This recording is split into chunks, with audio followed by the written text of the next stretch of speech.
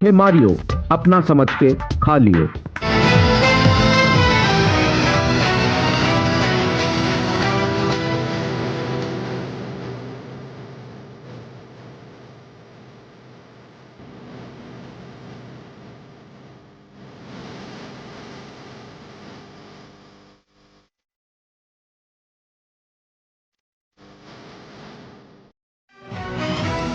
नमस्कार, news night में आप सभी का स्वागत है। मैं हूं आपके साथ नरेंद्र। प्रधानमंत्री आज और कल देश के 3 पूर्वी राज्यों के दौरे पर हैं। पीएम मोदी ने आज झारखंड और पश्चिम बंगाल का दौरा किया है। प्रधानमंत्री ने दोनों ही राज्यों को आज हजारों करोड़ रुपए की विकास परियोजनाओं की सौगात दी है, तो विपक्षी दलों पर भी जमकर वो हमलावर नजर आए हैं। पीएम मोदी के दौरे में क्या रहा खास, करेंगे इस खबर पर विस्तार से चर्चा। इसके अलावा भी होंगी देश दुनिया की हर जरूरी और महत्वपूर्ण खबर। शुरुआत हेडलाइंस के साथ।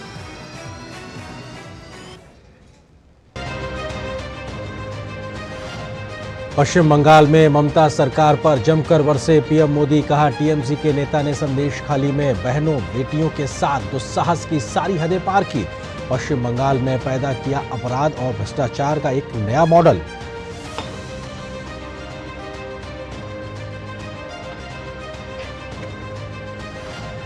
प्रधानमंत्री ने पश्चिम बंगाल में हजारों करोड़ रुपए की विकास परियोजनाओं का किया शुभारंभ और शिलान्यास।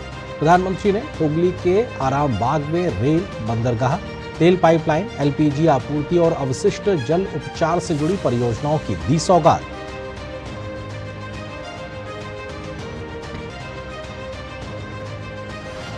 प्रधानमंत्री ने झारखंड के धनबाद में विजय संकल्प महारैली में कांग्रेस और जेएमएम सहित इंडी गठबंधन पर बोला जोरदार हमला। इन दलों पर परिवारवाद, भ्रष्टाचार और तुष्टीकरण का लगाया आरोप। कहा, जेएमएम और कांग्रेस ने झारखंड की जनता को लूटकर बेनामी संपत्तियों के खड़े किए हैं पहाड़।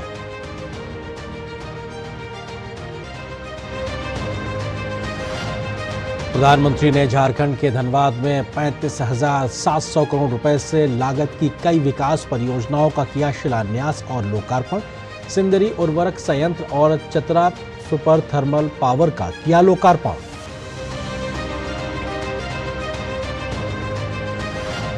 रक्षा क्षेत्र में आत्मनिर्भरता की दिशा में महत्वपूर्ण कदम। मेक इन इंडिया पहल को बढ़ावा देने के लिए रक्षा मंत्रालय ने 39,000 करोड़ रुपए से ज्यादा के 5 प्रमुख पूंजी अधिग्रहण अनुबंधों पर किए हस्ताक्षर।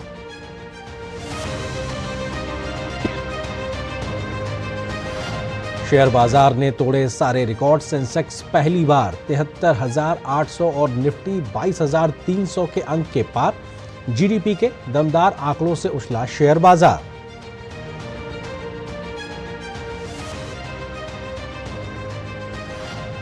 शानदार इकोनॉमिक ग्रोथ के बाद अब जबरदस्त जीएसटी कलेक्शन भी। फरवरी में सालाना आधार पर जीएसटी कलेक्शन 12.5% बढ़कर हुआ 1.68 लाख करोड़ रुपए से ज्यादा।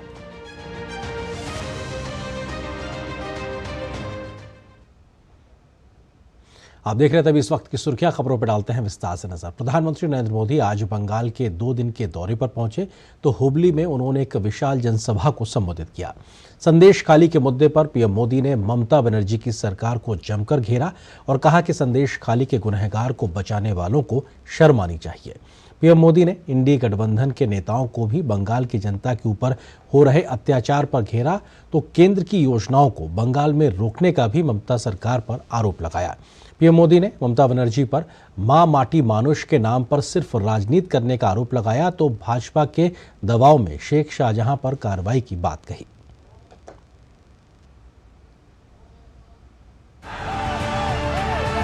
पश्चिम बंगाल पहुंचने पर प्रधानमंत्री का दिल खोलकर स्वागत करता जोश और उत्साह से भरा ये जनसैलाब।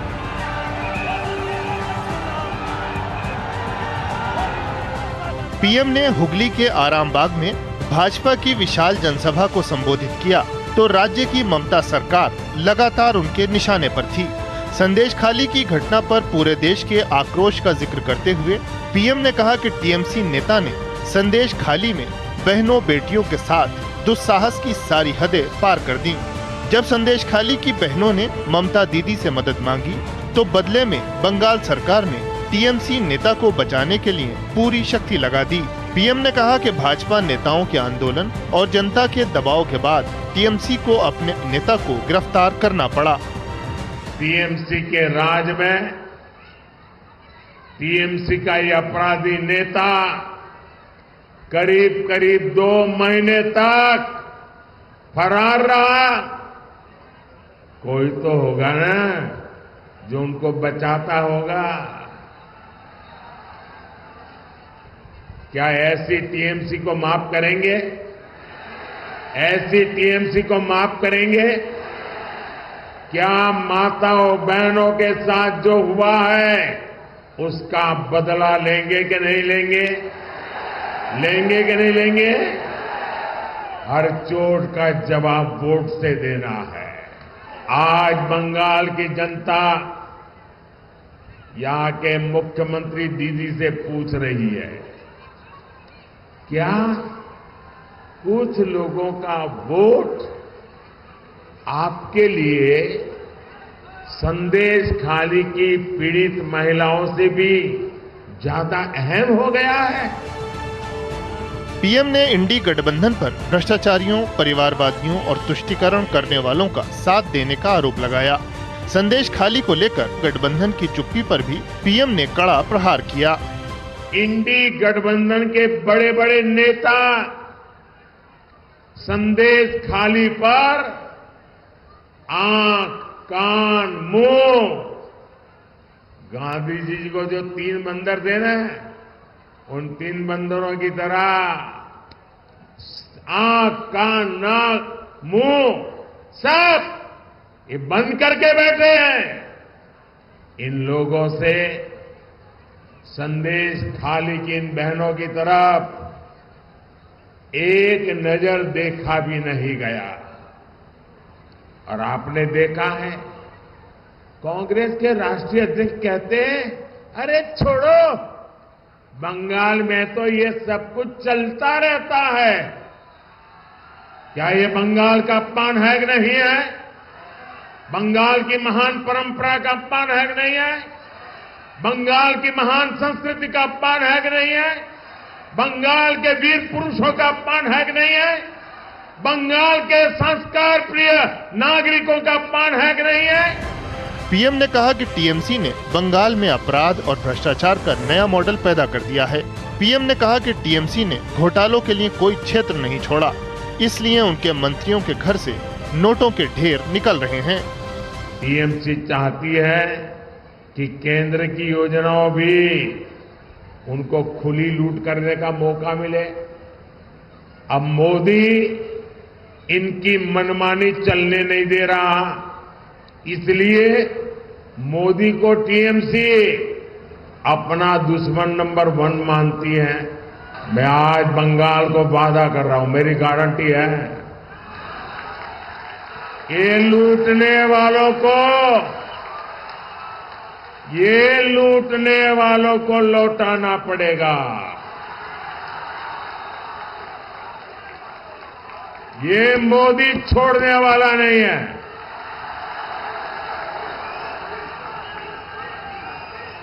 और मोदी न इनकी गालियों से डरता है, इनके हमले से डरने वाला, रुकने वाला मोदी नहीं है।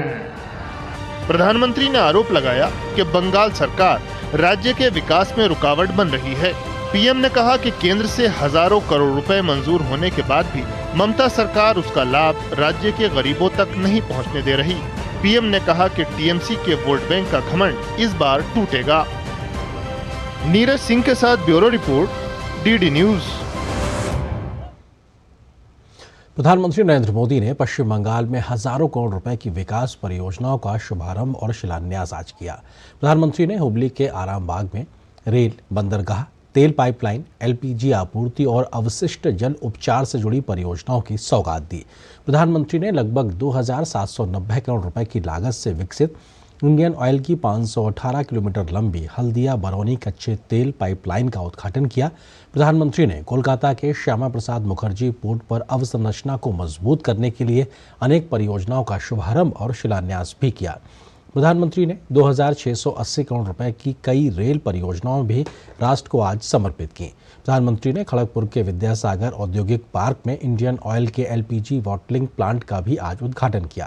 प्रधानमंत्री ने इस दरमियान पश्चिम बंगाल में अवशिष्ट जल उपचार और सीवरेज से संबंधित 3 परियोजनाओं का भी उद्घाटन किया। प्रधानमंत्री ने इन परियोजनाओं को पश्चिम बंगाल के विकास के लिए अहम बताया। प्रधानमंत्री ने कहा कि केंद्र सरकार के प्रयासों से आम आदमी का जीवन आसान हो रहा है। बीते 10 वर्षों में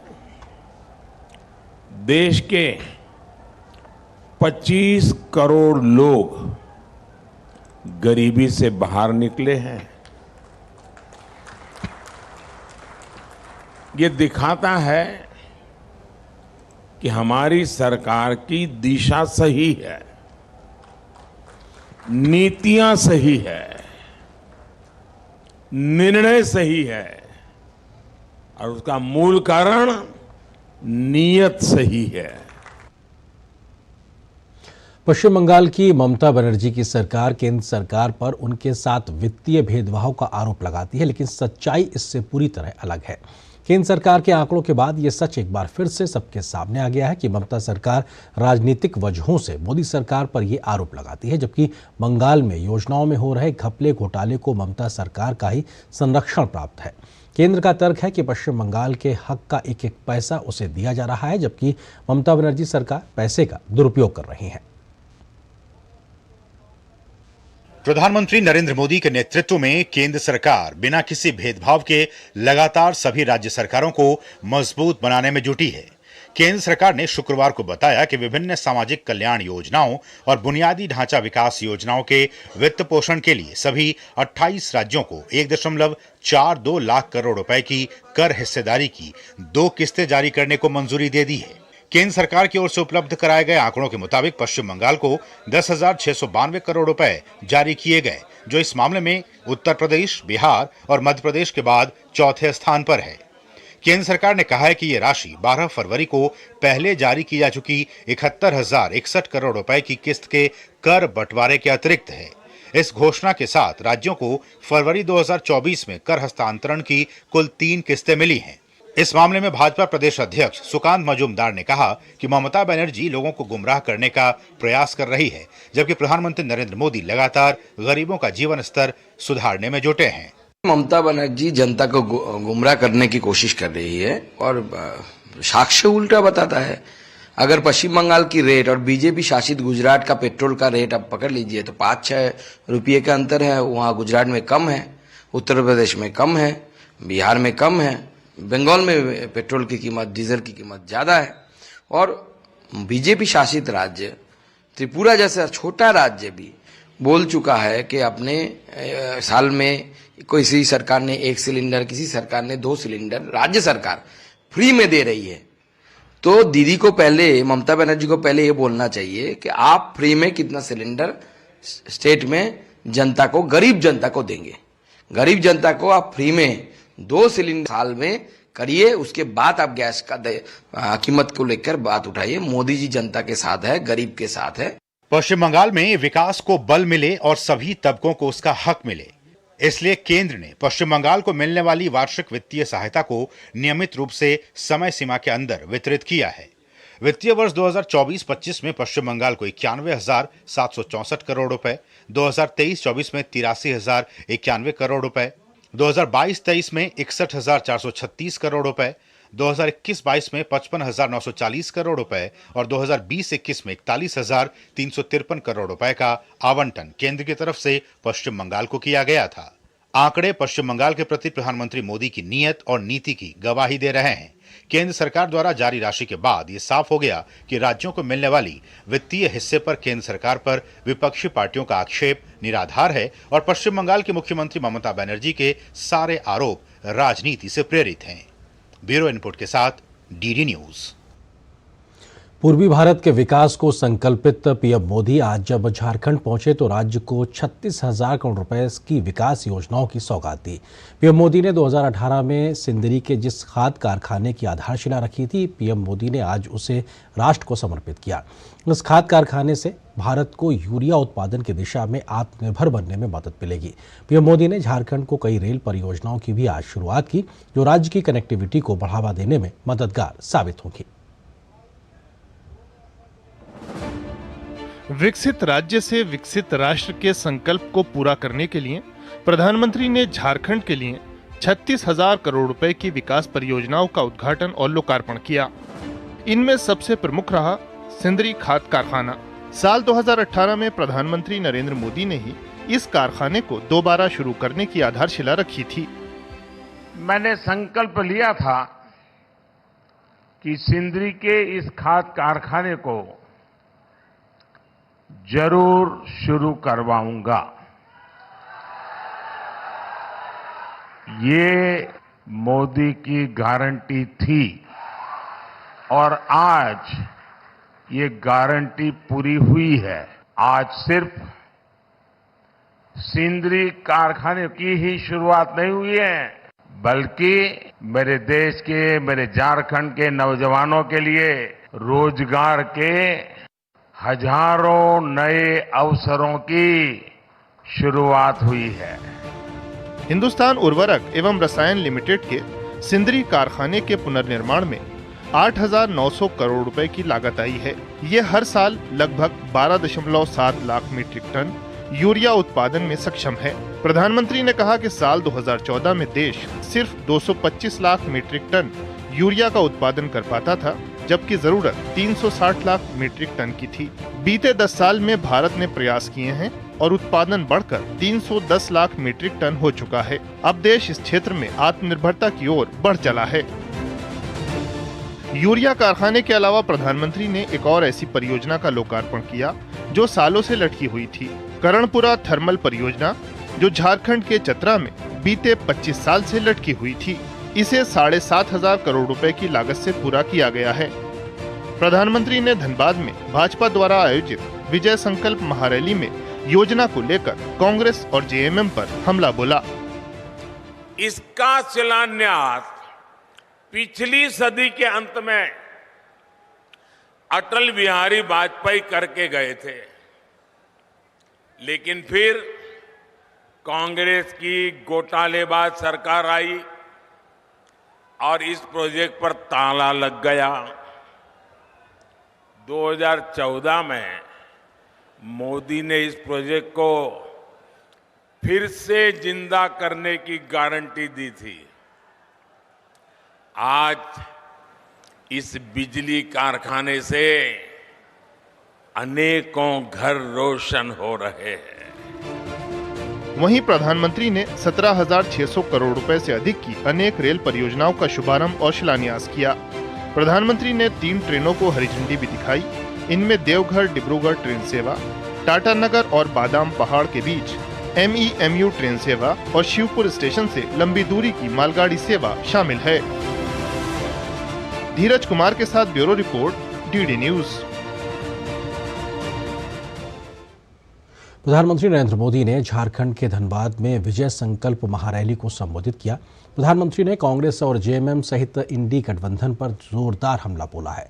प्रधानमंत्री ने इन दलों पर परिवारवाद, भ्रष्टाचार और तुष्टीकरण का आरोप लगाया। प्रधानमंत्री ने कहा कि जेएमएम और कांग्रेस ने जनजातियों को सिर्फ वोट बैंक ही समझा है। पीएम ने कहा कि ये लोग यहाँ के प्रतिभाशाली नौजवानों को कभी आगे नहीं बढ़ाएंगे, क्योंकि परिवारवादी अपने ही परिवार के बच्चों का ख्याल रखते हैं, उनके ही बारे में सोचते हैं। परिवारवादी अपने ही परिवार की सोचते हैं, जबकि मोदी जो भी कर रहा है वो आपके भविष्य के लिए कर रहा है, आपके बच्चों के भविष्य के लिए कर रहा है। आप मुझे बताइए, ये जेएमएम को चलाने वाले जो लोग हैं, एक ही परिवार के है कि नहीं है? एक ही परिवार के है कि नहीं है? वो अपने बच्चों का भला करेंगे कि आपके बच्चों का भला करेंगे? उनको अपने बच्चों की चिंता है कि आपके बच्चों की चिंता है? आप ही मेरे परिवारजन हैं, आपके बच्चों का भविष्य ये हमारी गारंटी है। प्रधानमंत्री ने विकसित भारत के लिए विकसित झारखंड को अपना संकल्प बताया। प्रधानमंत्री ने भ्रष्टाचार को लेकर जेएमएम को जमकर घेरा। जेएमएम का मतलब हो गया है जम करके खाओ। कोयले के ढेर तो देखे थे, नोटों के ढेर देख रहे हैं। ये आपका पैसा है, आपके बच्चों के भविष्य के लिए पैसा था, इसे लूट लिया गया है। क्या आप ऐसे लोगों को माफ करोगे? ऐसे भ्रष्टाचारियों के खिलाफ कार्रवाई होनी चाहिए कि नहीं होनी चाहिए? उनकी जिंदगी जेलों में जानी चाहिए कि नहीं जानी चाहिए? जो जनता का लूटा है वो लौटाना पड़ेगा, ये मोदी की गारंटी है। तो प्रधानमंत्री आज दो राज्यों में थे, झारखंड और पश्चिम बंगाल में। क्या उनके दौरे में रहा खास, इस पर हम करेंगे चर्चा। इसी से जुड़ा है हमारा विशेष भी। पीएम का भ्रष्टाचार पर वार, 400 पार की हुंकार, क्योंकि साफ तौर से उन्होंने 400 पार का नारा भी लगाया है, यानी कि लोकसभा चुनाव को देखते हुए, और भ्रष्टाचार को लेकर विपक्षियों पर करारा प्रहार भी किया। इस विषय पर बात करने के लिए दो खास मेहमान मेरे साथ मौजूद हैं। सुरजीत दास गुप्ता जी हैं, वरिष्ठ पत्रकार हैं, पश्चिम बंगाल से हमारे साथ जुड़ रहे हैं। सर, आपका बहुत स्वागत है। इसके अलावा वरिष्ठ आर्थिक पत्रकार शिशिर सिन्हा जी हमारे साथ दिल्ली से जुड़े हुए हैं। शिशिर जी, आपका भी बहुत बहुत स्वागत है। सुरजीत दास गुप्ता जी, शुरुआत आपसे ही, क्योंकि प्रधानमंत्री का बंगाल दौरा सबसे ज्यादा सुर्खियों में रहा। सीधे तौर पर संदेश खाली का मामला देश भर में सुर्खियों में छाया हुआ। उस बीच प्रधानमंत्री का आज ममता सरकार को सीधे आड़ों हाथों लेना और किस तरीके से कटाक्ष किया है कि संदेश खाली के गुनहगारों को बचाने वालों को शर्म आनी चाहिए। आपको लगता है ये अपने आप में एक बड़ा राजनीतिक प्रहार सीधे तौर पर? जी बिल्कुल, और निश्चित तौर पे बरसों से, बल्कि दशकों से, 60 के दशकों से पश्चिम बंगाल ने काफी हिंसा देखी है, लेकिन इस प्रकार की निर्लज्ज सरकार नहीं देखी, जहां की अपराधियों के बचाव में नेता खड़े हो जाते हैं, विधायक खड़े हो जाते हैं, यहां तक कि मुख्यमंत्री तक खड़ी हो जाती है। तो जिस प्रकार प्रधानमंत्री ने बिल्कुल सही कहा कि जब पीड़िताओं ने उनकी तरफ उनको गुहार लगाई कि हमें इंसाफ चाहिए, तो उन्होंने बदले में कहा कि ये जो है, ये सब कुछ जो बांग्ला में कहते हैं साजानो घटना, मतलब कि ये सत्य नहीं है, इसको ये बनावटी है, ये जो लोग शिकायत कर रहे हैं, जो हाहाकार मचा हुआ, ये सब कुछ बनावटी है। तो कोई भी सरकार इतनी निर्दयी, इतनी संवेदनहीन, इतनी निर्लज्ज कैसे हो सकती है? और जिस राज्य में, जिस जिले में, बल्कि जिस सीट में, जिस कॉन्स्टिट्यूएंसी के अंदर तृणमूल कांग्रेस को लगभग जो वहां की महिलाएं बता रही थी कि 98-99% वोट मिलता है, वहां उन्होंने कहा, मुख्यमंत्री ने कहा कि ये सब बीजेपी के लोग हैं। मतलब शर्म आनी चाहिए उनको ये कहते हुए। वहां के लोग त्राही त्राही कर रहे हैं और वो कह रही हैं कि ये तो विपक्ष की राजनीति है, ये तो विपक्ष का छलावा है। तो इसलिए जिस प्रकार से हम देख रहे हैं कि देखिए, पिछले जो 34 साल कम्युनिस्ट शासन रहा, उस समय भी काफी अत्याचार हुआ लोगों पर, लेकिन इस प्रकार का हमने देखा नहीं है कि शासक दल जो है वो अपराधियों के बचाव में खड़ा है, बल्कि शासक दल के कई विधायक, कई मंत्री अब तो जेल में हैं, अलग अलग एजेंसियों की जांच चल रही है उन पर, करोड़ों के कैश उनके घरों से बरामद हुए हैं। और सिर्फ यही नहीं, अगर कोई ये कहे कि ये केंद्र का षड्यंत्र है, तो उसे भी ये सोचना चाहिए कि तृणमूल कांग्रेस के ही कई ऐसे नेता हैं जो अपने ही अन्य नेताओं की पोल खोलते रहते हैं। वो टीवी पर आकर, कैमरा पर आकर वो कहते हैं कि हम लोगों को वोट नहीं देने देते, वो कहते हैं कि हमारे साथियों ने इतने करोड़ रुपए खा गए, हमें तो कुछ नहीं मिला। तो ये सारी बातें हमें सुनने को मिलती है पश्चिम बंगाल के लिए। बिल्कुल, और पश्चिम बंगाल का जो राजनीतिक सच है वो अपने आप में कई प्रकार के गंभीर सवाल खड़े करता है। शिशिर जी, क्योंकि प्रधानमंत्री के 2 दिन के दौरों के लिहाज से बात की जाए, आज और कल 3 राज्य वो जाएंगे, झारखंड और पश्चिम बंगाल आज गए और कल बिहार भी जाएंगे, कल भी पश्चिम बंगाल में प्रधानमंत्री रहेंगे। पूर्वी भारत के विकास पे खासा जोर प्रधानमंत्री का शुरुआत से, आपको लगता है कि उस दिशा में ये दौरा भी महत्वपूर्ण कदम, और वो जो विकास की दौड़ में थोड़ा सा पीछे रह गया है पूर्वी भारत बनस्पत पश्चिम भारत के, वो कमी को, गैप को पूरा करने के लिए लगातार प्रधानमंत्री के प्रयास जारी हैं। बिल्कुल सही बात है। अगर इन 3 राज्यों को देखें तो इसमें पश्चिम बंगाल तो थोड़ी बेहतर स्थिति में है, वहां पर उद्योग धंधों की स्थिति थोड़ी बेहतर है। अगर हम झारखंड और बिहार की बात करें, झारखंड जो है वो खनिज उत्पादन की वजह से जरूर एक बेहतर स्थिति में, लेकिन बिहार की स्थिति सबसे ज्यादा खराब है। अब वहां पर अगर आप नई परियोजनाओं की सौगात देते हैं, और खास तौर पे मुझे लगता है कि बिहार में और झारखंड दोनों जगहों पर मैन्युफैक्चरिंग यानी कि विनिर्माण को बढ़ावा दिया जाए, क्योंकि ये दोनों ही राज्य श्रम शक्ति के लिहाज से काफी बड़े राज्य हैं, आबादी के लिहाज से काफी बड़े राज्य हैं।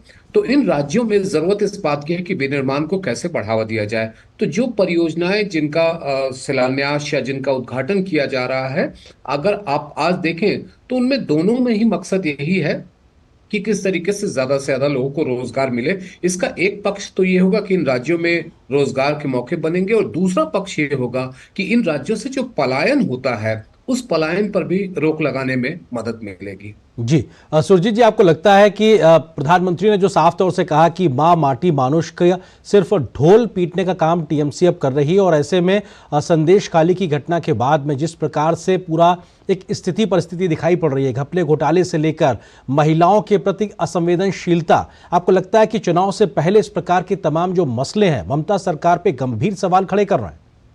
देखिए, मैं नहीं समझता कि प्रधानमंत्री ने चुनाव को मद्देनजर रखते हुए ऐसे बयान दिए हैं, क्योंकि ये सच में बहुत दर्दनाक घटना है जो संदेश खाली में घटी है।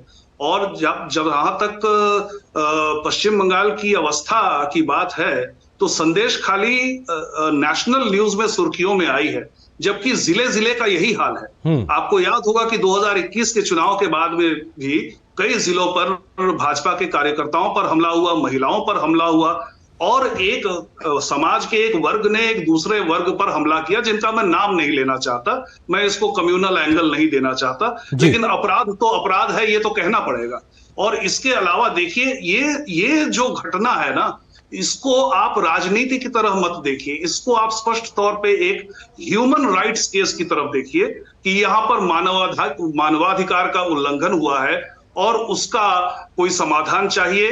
इसका चाहे कोई भी किसी भी प्रकार से इसका अंत होना चाहिए। लोगों का जो कष्ट है, लोगों का जो दुख दर्द है, और उसके साथ ही ये जो आर्थिक विषयों पर प्रधानमंत्री ने बात की, उस पर भी ध्यान होना चाहिए, क्योंकि ऐसे कई परियोजनाओं का लाभ वहां के लोकल लोगों को मिला नहीं है। इसके लिए भी वो काफी परेशान है, चाहे वो आयुष्मान भारत की बात हो, चाहे वो जनधन योजना की बात हो, चाहे घर घर बिजली पहुंचाने की बात हो। ये सभी परियोजनाएं जो है पश्चिम बंगाल में लागू नहीं होने दिया जाता, क्योंकि तृणमूल कांग्रेस को ऐसा लगता है कि ये अगर लागू हो गए तो श्रेय बीजेपी ले जाएगी, भाजपा ले जाएगी, और उनके वोट कम पड़ जाएंगे।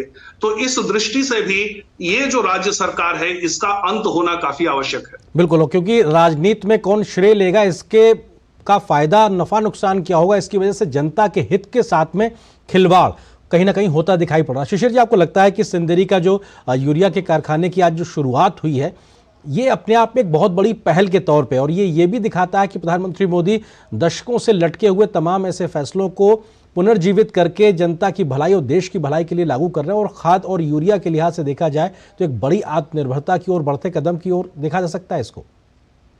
इसके 2 पहलू हैं। एक तरफ तो देखिए, निश्चित तौर पर खाद के जो उत्पादकता है, खाद का जो उत्पादन है, यूरिया का उत्पादन है, उसमें काफी हम अच्छी स्थिति में आएंगे। और आपको ये भी ध्यान में रखना है कि अब जब रूस और यूक्रेन का युद्ध चल रहा है, उसमें जिस कीमत से हम सबसे ज्यादा परेशान हुए वो है यूरिया की कीमत।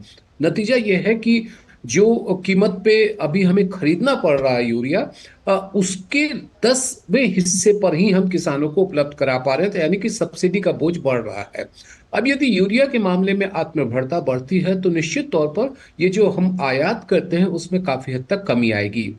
एक और बात जो यहाँ पर बहुत ही महत्वपूर्ण है कि यूरिया के साथ साथ अगर आप देखेंगे तो बिहार में या झारखंड में जिस तरीके से चीनी मिलों की स्थिति है, खासतौर पर मैं बिहार की बात करूं, वहां पर भी सुधार को लेकर के सरकार काफी प्रयास कर रही है। और मुझे लगता है कि आने वाले दिनों में चीनी मिलों का भी जो है वो पुनरुद्धार होगा, जिससे कि बिहार में काफी चीनी मिलें बंद पड़ी हैं। यूरिया तो सिंदरी की जो कारखाना है वो तो लंबे समय से बंद पड़ा था, चीनी मिलें भी काफी समय से बंद पड़ी हैं। और मुझे उम्मीद है कि आने वाले समय में हम उन चीनी मिलों की भी शुरुआत देखेंगे, जो बिहार और झारखंड दोनों ही राज्यों में औद्योगिक परिस्थितियों को बेहतर करेगी। जी सुरजीत जी, आपको लगता है कि राजनीतिक भले ही किस तरीके से एक दूसरे के प्रति परस्पर एक तरीके से विचारधारा का एक टकराव क्यों ना हो, लेकिन विकास को लेकर प्रधानमंत्री या कहा जाए केंद्र सरकार के माध्यम से पश्चिम बंगाल में कोई कोताही नहीं बरती जा रही। आज की भी विकास परियोजनाएं उस दिशा में एक बड़ा उदाहरण के तौर पे है, कनेक्टिविटी हो या फिर वहां पे पेट्रोलियम पदार्थों के माध्यम से आत्मनिर्भरता हो या फिर ढांचागत व्यवस्था को सुदृढ़ करना हो। आपको लगता है कि ये प्रयास भी लगातार जारी हैं केंद्र की ओर से? बिल्कुल। देखिए, पिछले 10 साल से मोदी सरकार की यह उपलब्धि रही है कि जितनी भी बंद परियोजनाएं थी उन सबको उन्होंने चालू करवाया। सिर्फ यही नहीं, वो जब 2014 का भी चुनाव का प्रचार कर रहे थे तो उस समय भी उन्होंने यह दुख व्यक्त किया था कि देश का पूर्वी भाग पश्चिमी भाग इतना विकसित नहीं है।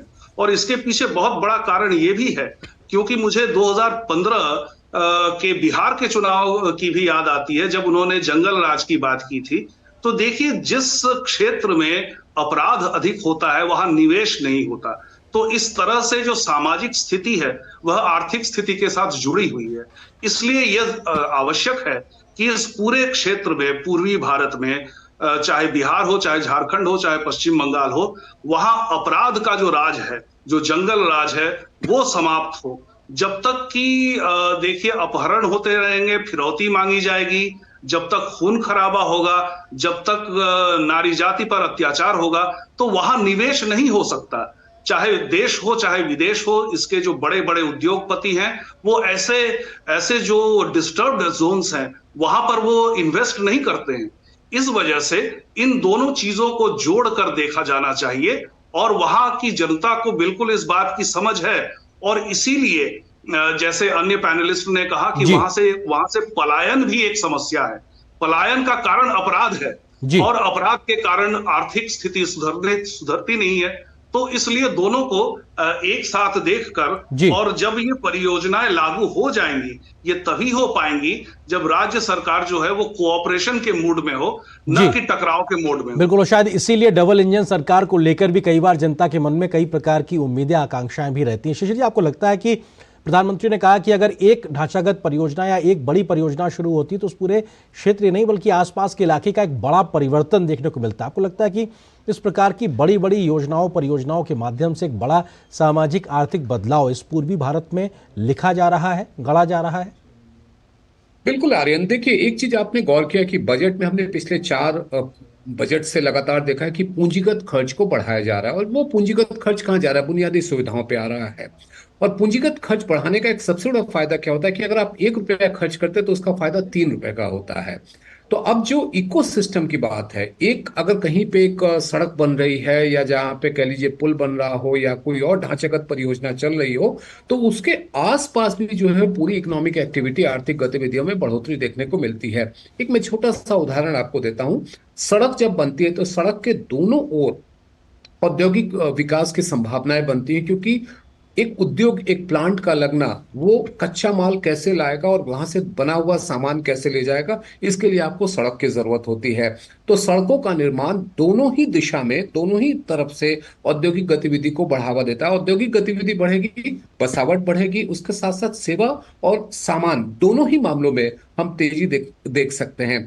तो बुनियादी सुविधाओं का विकास होना न केवल औद्योगिक प्रगति को बढ़ावा देता है, बल्कि वहां पर और भी कई तरह की आर्थिक गतिविधियां जो हैं उनको प्रोत्साहन मिलता है। और ये एक पूरी अर्थव्यवस्था के लिए काफी जरूरी है। ये जी बिल्कुल बहुत जरूरी है और शायद इसीलिए ढांचागत विकास पर बहुत ज्यादा फोकस मोदी सरकार का दिखाई पड़ रहा है। बहुत शुक्रिया आप दोनों मेहमानों का, फिलहाल वक्त इतनी अनुमति दे रहा। सुरजीत जी आपका भी, शिशिर जी आपका भी हमारे साथ जुड़ने के लिए, इस खबर पर विस्तार से बात करने के लिए। और यहाँ पर एक छोटे से ब्रेक का वक्त हो गया, बहुत जल्द हाजिर होते कुछ और महत्वपूर्ण खबरों से आपको रूबरू कराएंगे। साल, बरस और सदी नहीं, एक युग गुजर जाएगा। उम्र न पूछो वंडर की, जब फर्क नजर आएगा। वंडर सीमेंट, फर्क नजर आएगा। चुलबुलापन जिसकी हर बात में भूल जाए, मेरी जैसी मेरी अपनी पताका चाय, गजब का स्वाद। मैं क्या जी, सब जानते हैं, जहां दिखे मारियो, अपना समझ के खा लियो।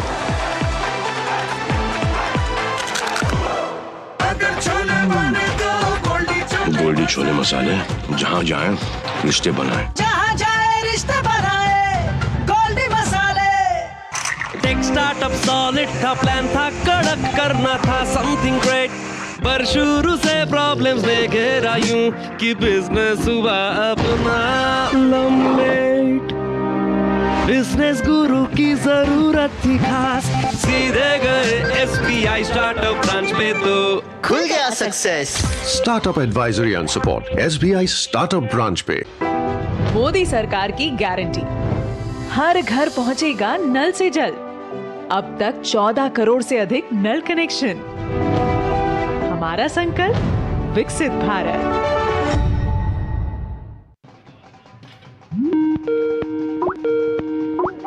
हाय। ओहो पू, इतने सालों बाद कैसे याद आ गया?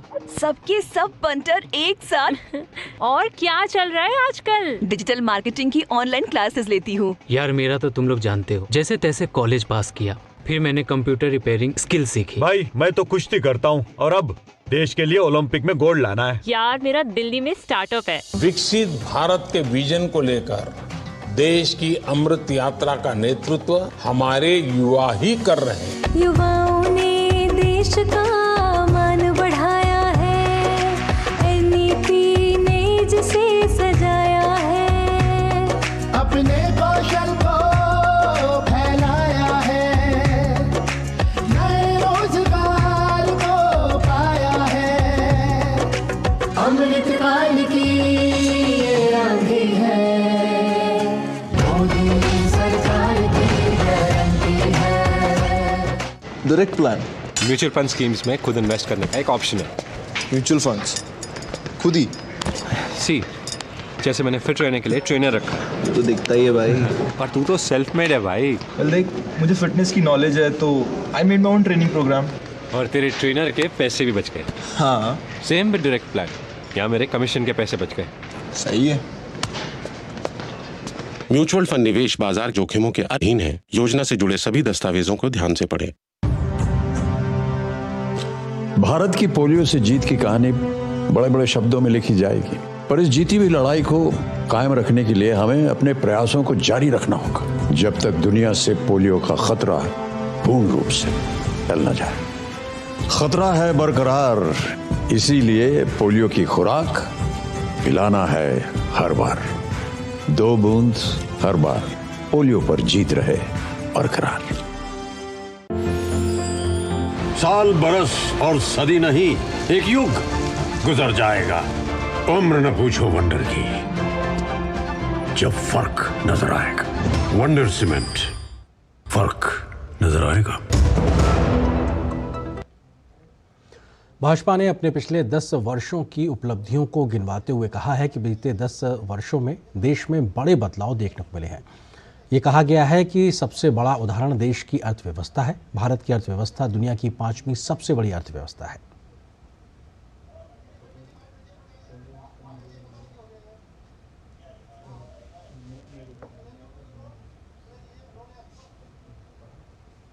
साल में हमारे देश में बहुत ज्यादा स्ट्रक्चरल और डीप चेंजेस आए हैं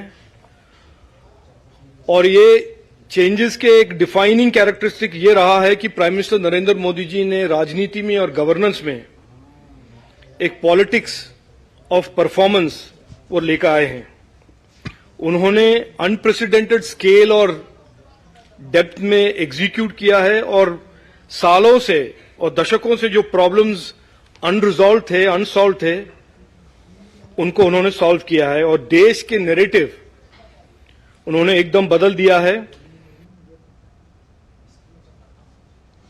भाजपा ने कहा कि यूपीए द्वारा खराब हालत में छोड़ी गई देश की अर्थव्यवस्था को प्रधानमंत्री नरेंद्र मोदी ने ठीक किया है। पीएम मोदी ने अर्थव्यवस्था की जड़ों को मजबूत किया है। उन्होंने वर्ष 2023-24 की तीसरी तिमाही में 8.4% की मजबूत जीडीपी का भी जिक्र किया। वहीं यूपीए के काल की जीडीपी के आंकड़े भी गिनाए गए। ये रहा यूपीए का जो लास्ट डेकेड का परफॉर्मेंस का जो लास्ट स्टेज में उनका इकोनॉमिक ग्रोथ रहा है 5.3%, डिक्लाइनिंग ग्रोथ। और ये रहा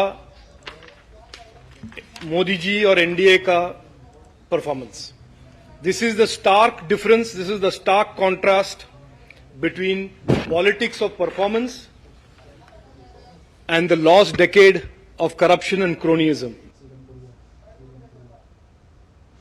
2 दिन में 3 राज्यों के दौरे पर निकले प्रधानमंत्री नरेंद्र मोदी कल बिहार पहुंचेंगे, जहां वो 21,400 करोड़ रुपए की विकास परियोजनाओं की शुरुआत करेंगे। इन परियोजनाओं के तहत बिहार में गंगा नदी पर 6 लेन वाले पुल सहित नमामि गंगे, यूनिटी मॉल और रेल जैसी परियोजनाएं भी शामिल हैं। प्रधानमंत्री मोदी बिहार में जनसभा को भी संबोधित करेंगे। पीएम मोदी के बिहार दौरे को लेकर वहां के लोगों में खुशी देखी जा रही है। प्रधानमंत्री नरेंद्र मोदी शनिवार को बिहार दौरे पर औरंगाबाद और बेगूसराय आएंगे। बिहार में होली के पहले ही प्रदेश के लोगों को कई सौगात देंगे। प्रधानमंत्री के आगमन को लेकर भाजपा कार्यकर्ता उत्साहित हैं। प्रधानमंत्री सबसे पहले औरंगाबाद पहुंचेंगे, जहां वे 21,400 करोड़ रुपए से अधिक की अनेक विकास परियोजनाओं का उद्घाटन, लोकार्पण और शिलान्यास करेंगे। प्रधानमंत्री गंगा नदी पर 6 लेन वाले पुल की आधारशिला भी रखेंगे, जिसे पटना रिंग रोड के एक हिस्से के रूप में विकसित किया जाएगा। यह पुल देश के सबसे लंबे नदी पुलों में से एक होगा। प्रधानमंत्री बिहार में नमामि गंगे के तहत लगभग 2,190 करोड़ रुपए की लागत से विकसित की गई 12 परियोजनाओं का भी उद्घाटन करेंगे। प्रधानमंत्री पटना में यूनिटी मॉल का भी शिलान्यास करेंगे। 200 करोड़ रुपए से अधिक की लागत से निर्मित होने वाली इस परियोजना की परिकल्पना एक अत्याधुनिक सुविधा के रूप में की गई है, जिसमें अंतर्राष्ट्रीय डिजाइन, व्यवहारों, प्रौद्योगिकी, सुविधा और सौंदर्यीकरण शामिल है। यह मॉल राज्यों, केंद्र शासित प्रदेशों और जिलों को एक समर्पित स्थान प्रदान करेगा, जिससे वे अपने विशिष्ट उत्पादों और शिल्प कौशल का प्रदर्शन कर सकेंगे। राज्यों, केंद्र शासित प्रदेशों के लिए 36 बड़े स्टॉल और बिहार के प्रत्येक जिले के लिए 38 छोटे स्टॉल होंगे। प्रधानमंत्री नरेंद्र मोदी के दौरे को लेकर वहां के लोग बहुत ही खुश हैं। हमारे औरंगाबाद में हमारे प्रधानमंत्री आ रहे हैं, वो भी मोदी जी आ रहे हैं, जो अभी के विश्व लेवल का एक विश्व गुरु माने जाते हैं, वो हमारे शहर में आ रहे हैं। उससे अच्छा क्या हो सकता है? बहुत अच्छा हम लोग फील कर रहा है, सारे पब्लिक यहाँ के अच्छे फील कर रहे हैं। औरंगाबाद के सांसद ने पीएम मोदी के दौरे पर खुशी जताई और कहा कि इन परियोजनाओं की शुरुआत बिहार के विकास में अहम भूमिका निभाएगी। पूरा संगठन, पूरी भारतीय जनता पार्टी, एक एक कार्यकर्ता कार्यक्रम को सफल बनाने में जी जान से लगे हैं। लोगों में एक अलग तरह का उत्साह है, क्योंकि मोदी जी का जो क्रेज है आज की तिथि में पूरे देश और दुनिया में, उसी के आधार पर मैं कहना चाहूँगा कि बहुत बड़ी, अविस्मरणीय और एक ऐतिहासिक सभा होगी। माननीय प्रधानमंत्री जी का जो दौरा है औरंगाबाद जिले में और जो सभा स्थल है, उस पर हम लोगों ने पर्याप्त सुरक्षा व्यवस्थाएं जो प्रदान की है। मल्टी लेयर्ड सिक्योरिटी जो है वो उपलब्ध रहेगी। बिहार में औरंगाबाद और बेगूसराय में इन परियोजनाओं से स्थानीय लोगों को लाभ होगा। आधारभूत परियोजना से जहां क्षेत्र के विकास को बल मिलेगा, वहीं विभिन्न रेल परियोजनाओं के शुरू होने से आम जनता का सफर सुगम और सहज हो जाएगा। आलोक कुमार के साथ ब्यूरो रिपोर्ट, डीडी न्यूज। प्रधानमंत्री नरेंद्र मोदी के बेगूसराय आगमन को लेकर पेट्रोलियम मंत्रालय भी पूरी तरीके से तैयार है। पेट्रोलियम मंत्रालय के आला अधिकारी बेगूसराय में कैंप कर रहे हैं। डायरेक्टर रिफाइनरी शुक्ला मिस्त्री से डीडी न्यूज़ ने बातचीत में कहा है कि बरौनी रिफाइनरी और पानीपत रिफाइनरी समेत अनेक रिफाइनरी के विस्तारीकरण और पेट्रोकेमिकल्स के शुरुआत हो जाने से पेट्रोलियम पदार्थों के क्षेत्र में भारत समृद्ध होगा। प्रधानमंत्री नरेंद्र मोदी 2 मार्च को बरौनी रिफाइनरी के विस्तारीकरण, पेट्रोकेमिकल समेत देश भर के पेट्रोलियम परियोजनाओं का शिलान्यास, शुभारंभ करने वाले हैं। और हमारे साथ इस मुद्दे पर बातचीत करेंगी शुक्ला मिस्त्री, जो डायरेक्टर रिफाइनरी हैं। वो दिल्ली से बेगूसराय पहुंची हैं। हम उनसे सीधे आपको रूबरू कराते हैं। मैम, कितना प्रोजेक्ट है और किस तरीके से कल का दिन जो है वो बहुत महत्वपूर्ण होने वाला है बरौनी रिफाइनरी समेत पेट्रोलियम के क्षेत्र में? Actually, it is our honor that Prime Minister visit कर रही है at बेगूसराय बरौनी, and इसी विजिट में बहुत सारी प्रोजेक्ट इनोग्रेट करेंगे। नाउ इसमें इम्पोर्टेंट प्रोजेक्ट बरौनी के लिए जो है कि पहले तो बरौनी का जो कैपेसिटी थे 6 मिलियन मीट्रिक टन, वो एक्सपैंड होकर हो रहा है 9 मिलियन मीट्रिक टन। उससे भी इम्पोर्टेंट होती है कि इसमें एक पेट्रोकेमिकल यूनिट है। अभी तक बिहार स्टेट में कोई पेट्रोकेमिकल प्लांट है नहीं है, एंड ये इसकी शुरुआत है। एंड ये पेट्रोकेमिकल प्रोडक्ट जिसकी नाम है पॉलीप्रोपिलीन, ये जब भी हमारी प्लांट से बनेंगे तो इसके डाउनस्ट्रीम यूनिट्स, छोटी छोटी यूनिट आने शुरू करेंगे। इसमें बहुत सारी मटेरियल जैसे आप देखा सिंटेक्स टैंक, देन आपकी चेयर, टेबल, हैंड ग्लोव्स, ये वो प्रोडक्ट में बनती है। सो ये प्लांट आने के बाद डाउनस्ट्रीम यूनिट बहुत सारी आएगा, बहुत सारी एम्प्लॉयमेंट होगा, और ये this will change the entire landscape of Begusarai as well as Bihar. प्रधानमंत्री जी के आगमन से पेट्रोलियम के क्षेत्र में बहुत समृद्धि आएगी और देश में जो तेल की समस्याओं से कई बार जूझना पड़ता है, मुझे लगता है कि उसमें जो है सफलता मिलने वाली है। जरूर, क्योंकि आप जानते हैं एनर्जी डिमांड बढ़ रहा है और उसी के लिए हमारी एक्सपेंशन भी हो रही है। पानीपत रिफाइनरी एक्सपेंशन चल रहा है 15 million metric ton to 25 million metric ton. Barauni में ऑलरेडी बता दिया 6 मिलियन मीट्रिक टन से वो बन रही है आपकी 9 मिलियन मीट्रिक टन। और ये जो एक्सपेंशन हो रही है ये काल के दिन में कंट्रीज का demand, energy demand will meet. Shukla Mistry जो डायरेक्टर रिफाइनरी हैं वो कह रही हैं कि ये जो कार्यक्रम प्रधानमंत्री के द्वारा किया जा रहा है बरौनी रिफाइनरी में, इससे न सिर्फ बरौनी रिफाइनरी को बल्कि देश भर में जो पेट्रोलियम के क्षेत्र में कहीं न कहीं क्रांति आएगी और एक बड़ा बूस्ट मिलने वाला है, जिससे तमाम तरह की जो पेट्रोलियम पदार्थों की प्रचुरता है वो बढ़ेगी और क्राइसिस जो है वो हर हाल में खत्म होगा। कैमरामैन एजाज हुसैन के साथ राजेश राज, डीडी न्यूज, बरौनी, बेगूसराय। और देश के खाद्य सुरक्षा लक्ष्यों को पूरा करने में उर्वरक क्षेत्र एक अहम भूमिका निभा रहा है। बीते 10 वर्षों में इस क्षेत्र में कई महत्वपूर्ण बदलाव देखे गए हैं। पीएम मोदी के दूरदर्शी नेतृत्व में भारत का उर्वरक क्षेत्र सफलता के नित नए सोपान चल रहा है।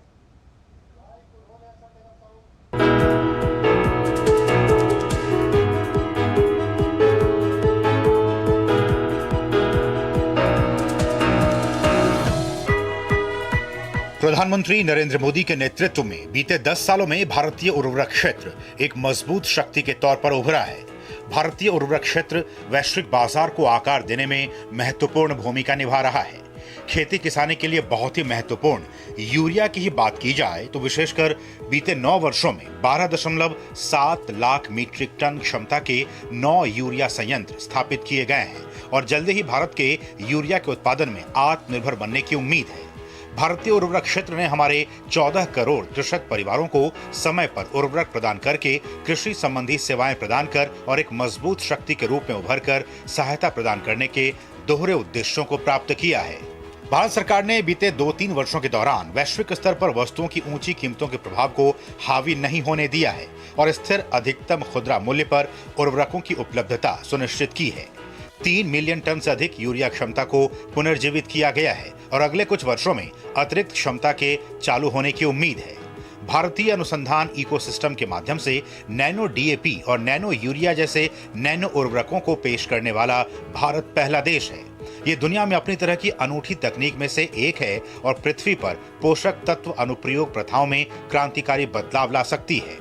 हाल ही में प्रधानमंत्री नरेंद्र मोदी द्वारा शुरू की गई नमो ड्रोन दीदी योजना ड्रोन छिड़काव सेवाओं को किफायती कीमतों पर किसानों को उपलब्ध कराएगी। केंद्र सरकार ने करीब 2 लाख मॉडल रिटेल आउटलेट स्थापित किए हैं जिन्हें प्रधानमंत्री किसान समृद्धि केंद्र के नाम से जाना जाता है, जो सभी कृषि गतिविधियों के लिए वन स्टॉप शॉप के रूप में काम कर रहे हैं। वर्ष 2018 से 6 यूरिया उत्पादन unit Chambal fertiliser limited, Kota Rajasthan, Matix limited Panagarh Paschim Bangal, Ramagundam Telangana, Gorakhpur Uttar Pradesh, Sindri Jharkhand और बरौनी बिहार की स्थापना और पुनरुद्धार से देश को यूरिया उत्पादन और उपलब्धता के मामले में आत्मनिर्भर बनाने में मदद मिल रही है। 2025-26 तक 195 LMT पारंपरिक यूरिया के बराबर 44 करोड़ बोतलों की उत्पादन क्षमता वाले 8 नैनो यूरिया संयंत्र चालू हो जाएंगे। नैनो उर्वरक पोषक तत्वों को नियंत्रित तरीके से रिलीज करता है, जो कि पोषक तत्वों के उपयोग की दक्षता को बढ़ाता है और किसानों की लागत भी कम आती है। नैनो यूरिया के उपयोग से फसल उपज में वृद्धि हुई है। 2018-19 से 3,725 LMT की कुल बेची गई मात्रा के साथ उर्वरक सब्सिडी के रूप में 8,92,993 करोड़ रुपए का भुगतान किया गया है। भारत के कुल FDI के मामले में रसायन छठे स्थान पर है, जो भारत में कुल FDI इक्विटी प्रवाह का लगभग 3% है, जिसमें वित्त वर्ष 2021-22 में सभी क्षेत्रों में सबसे अधिक यानी 91% की वृद्धि दर्ज की गई है।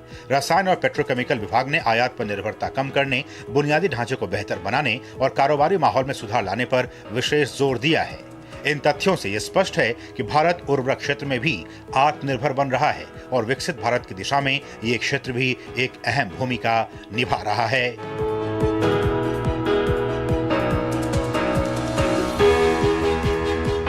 Bureau report, DD news. और यहां पर एक छोटे से ब्रेक के लिए रुकते हैं।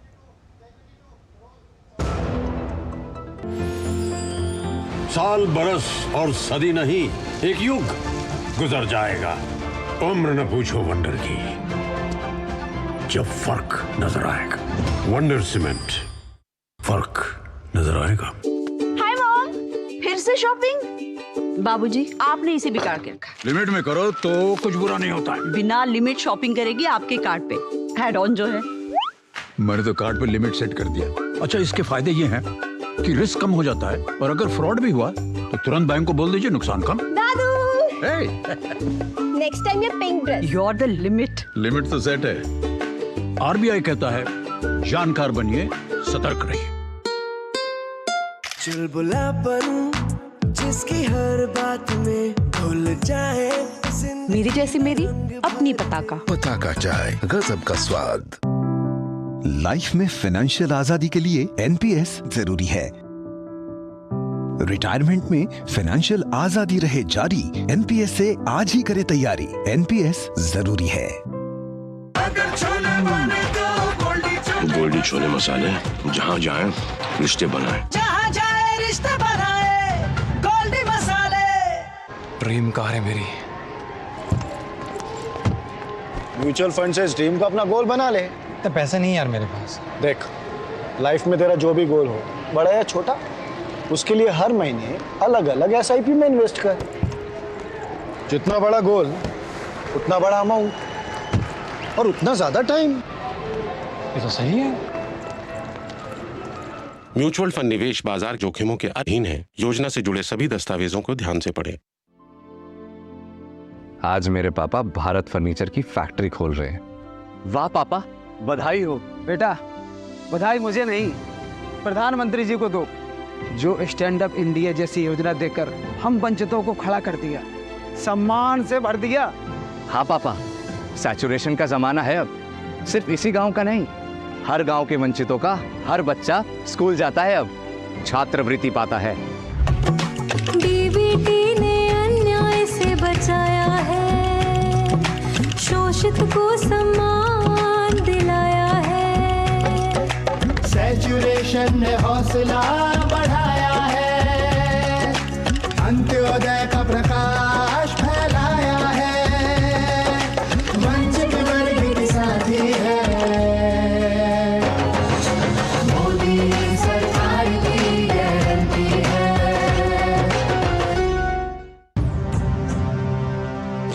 भारत की पोलियो से जीत की कहानी बड़े बड़े शब्दों में लिखी जाएगी, पर इस जीती हुई लड़ाई को कायम रखने के लिए हमें अपने प्रयासों को जारी रखना होगा, जब तक दुनिया से पोलियो का खतरा पूर्ण रूप से टल न जाए।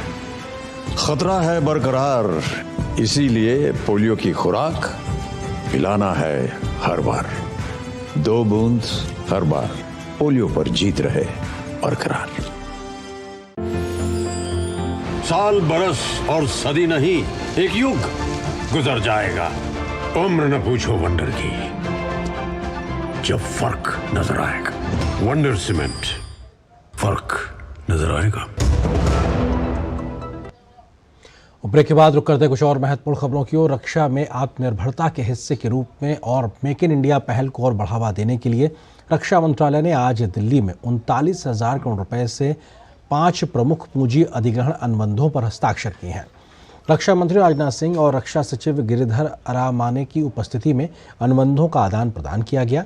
5 अनुबंधों में से एक अनुबंध MiG-29 विमान के एरो इंजन की खरीद के लिए हिंदुस्तान एरोनॉटिक्स लिमिटेड के साथ था, तो वहीं 2 क्लोज इन वेपन सिस्टम की खरीद के लिए लॉर्सन एंड टुब्रो लिमिटेड के साथ थे। ब्रह्मोस मिसाइलों की खरीद और भारतीय रक्षा बलों के लिए जहाज से संचालित ब्रह्मोस प्रणाली की खरीद के लिए हाई पावर रडार और ब्रह्मोस एरोस्पेस प्राइवेट लिमिटेड के साथ 2 अनुबंधों पर हस्ताक्षर किए गए। ये सौदे स्वदेशी क्षमताओं को और मजबूत करेंगे, विदेशी मुद्रा बचाएंगे और भविष्य में विदेशी मूल के उपकरण निर्माताओं पर निर्भरता कम करेंगे। और बात शेयर बाजार की। हफ्ते के आखिरी कारोबारी दिन और मार्च महीने के पहले दिन घरेलू शेयर बाजार में आज दमदार तेजी देखने को मिली। शुक्रवार को कारोबारी सेशन के दौरान सेंसेक्स और निफ्टी सर्वकालिक उच्च स्तर पर पहुंच गए। इस दौरान सेंसेक्स में 1200 से अधिक अंकों का उछाल आया और यह पहली बार 73,800 को पार कर गया। दूसरी ओर निफ्टी भी पहली बार 22,300 के पार पहुंच गया। शुक्रवार के कारोबारी सेशन के दौरान बीएसई सेंसेक्स 1,245 अंकों की मजबूती के साथ 73,745 के लेवल पर बंद हुआ। दूसरी ओर एनएसई निफ्टी 355 अंक मजबूत होकर 22,338 के स्तर पर बंद हुआ। तीसरी तिमाही में जीडीपी के मजबूत आंकड़े और सकारात्मक अमेरिकी मुद्रास्फीति के आंकड़ों के बाद शेयर बाजार में एक बड़ा उछाल आया है। शुक्रवार के कारोबारी सेशन के दौरान बीएसई पर सूचीबद्ध सभी कंपनियों का बाजार पूंजीकरण 3.23 लाख करोड़ रुपए बढ़कर 391.18 लाख करोड़ रुपए हो गया। और यहां पर एक और छोटे से ब्रेक के लिए रुकते हैं। साल बरस और सदी नहीं, एक युग गुजर जाएगा। उम्र न पूछो वंडर की, जब फर्क नजर आएगा। वंडर सीमेंट, फर्क नजर आएगा। इन्वेस्टमेंट की रेगुलर इंफॉर्मेशन मिलती है क्या? बिल्कुल। योद्धा मुद्रा के लिए पैरों में 3 फीट का गैप। पूछ, विड्रॉ करने के बाद पैसे कितने टाइम में मिलते हैं? सुन सवाल चंद, म्यूचुअल फंड सही है .com पर लॉग इन कर, वहां तेरे सारे सवालों के जवाब मिल जाएंगे, समझा? कौन सी वेबसाइट? म्यूचुअल फंड सही है .com। सही है। म्यूचुअल फंड निवेश बाजार जोखिमों के अधीन है। योजना से जुड़े सभी दस्तावेजों को ध्यान से पढ़ें।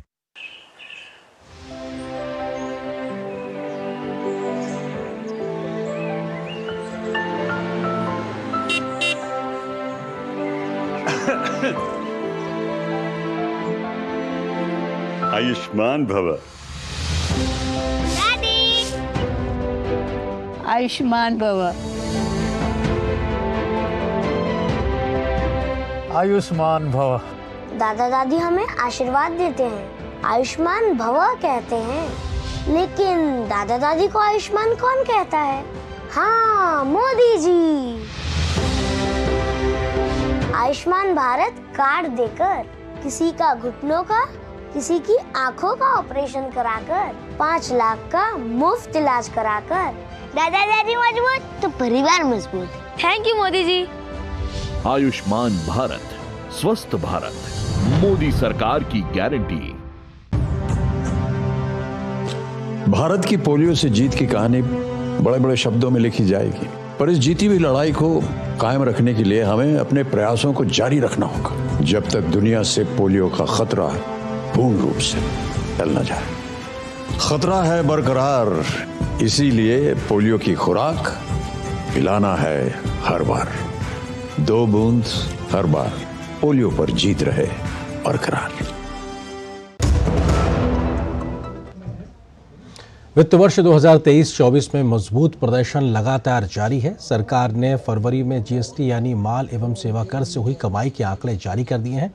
सरकार ने 29 दिन के फरवरी महीने में 1,68,337 करोड़ का राजस्व एकत्र किया है। जीएसटी से हर दिन करीब 57.93 करोड़ रुपए की कमाई हुई है। जीएसटी का ये कलेक्शन पिछले साल फरवरी के कलेक्शन से 12.5% ज़्यादा है। चालू वित्त वर्ष के शुरुआती 11 महीने में देश के अंदर gross GST collection 18.40 lakh crore रुपए हो चुका है। यह पिछले वित्त वर्ष की समान अवधि में कर संग्रह से 11.7% ज़्यादा है। इस साल देश में हर महीने जीएसटी का संग्रह औसतन 1.67 लाख करोड़ रुपए रहा है, जबकि पिछले साल इसी अवधि में यह औसतन 1.5 लाख करोड़ रुपए से अधिक था। और यहाँ पर एक छोटे से ब्रेक के लिए रुकते हैं।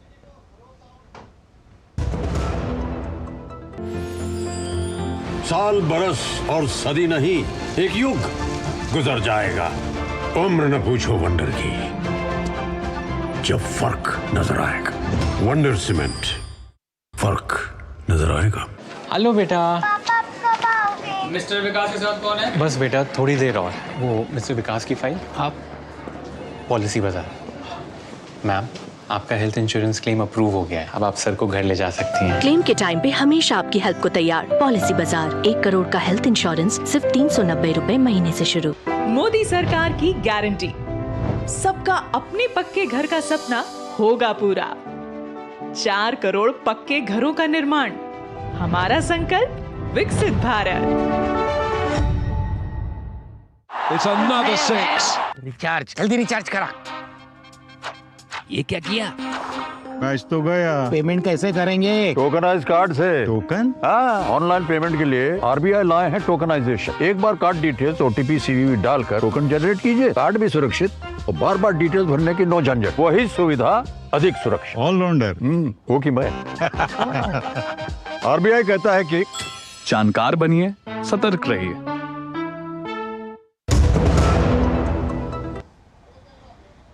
तो फिलहाल न्यूज नाइट में बस इतना है, लेकिन डीडी न्यूज पर खबरों का सफर लगातार जारी रहेगा। नमस्कार।